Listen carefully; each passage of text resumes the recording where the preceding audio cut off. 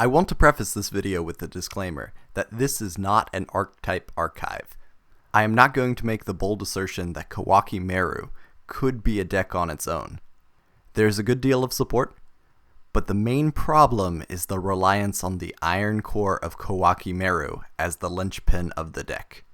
All the monsters share a maintenance cost, involving either the iron core or another card related to the monster on the field. Keep in mind that this cost is not always revealing a monster of the same type, as with Ice, in which a continuous spell card must be revealed, allowing Ice to slot into a Fire Fist deck, which is loaded up with continuous spells. Most notably, Fire Fist formation Tenki. Tenki also fetches some useful members of the Ko'aki Meiru archetype, like Crusader, but that is getting into the meat of the video before I've had a chance to go over the generic support.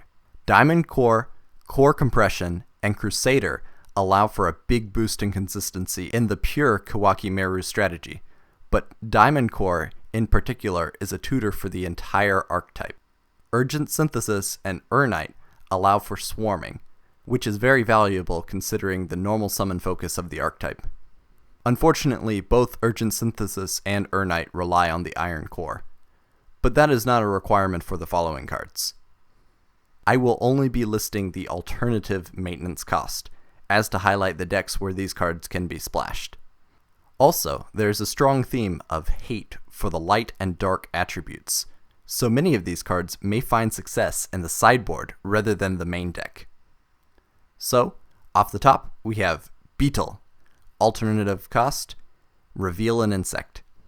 Effect, if a light or dark monster is special summoned in attack position, change that monster to defense position.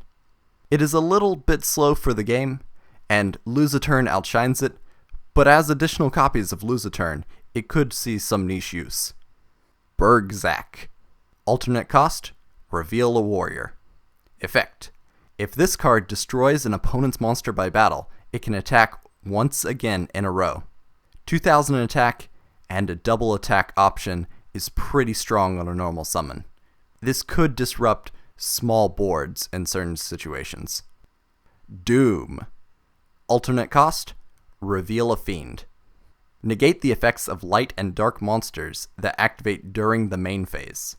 The effect negation is a little limited, but since so much of the game is focused on the main phase, this could help to limit overreach and prevent unbreakable boards. Think of this as a combination of light and shadow mirror that you can normal summon. Drago. Alternate cost, reveal a dragon. Effect, neither player can special summon light or dark monsters, single-handedly shutting down a Chaos Dragon strategy. Although very format dependent, I can imagine niche play in Blue Eyes mirrors, for instance. Gravirose. Alternate cost, reveal a plant.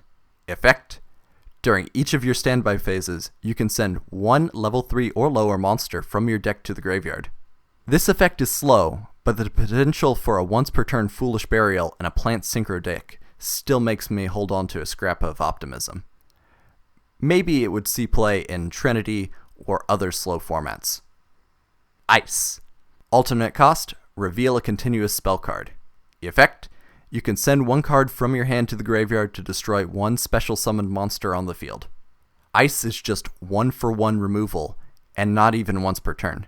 Being restricted to only special summoned monsters, and with the cost of a card in hand, Ice still saw a little bit of play, with Jeff Jones using it as a tech card in his Ko'aki Meiru deck, having an excellent read of the meta. Now, I intentionally left out 4 members of the archetype until now, because they have the most consistent theming with both type and effect. Guardian, Overload, Sandman, and Wall.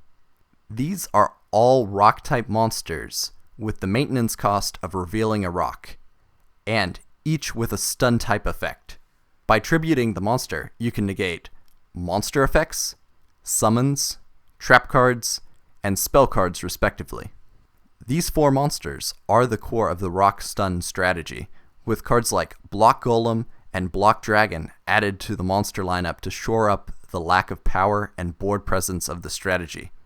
Although Rock Stun is a coherent strategy, The true beauty of the design of Ko'aki Meiru is how open it is, but also how restricted.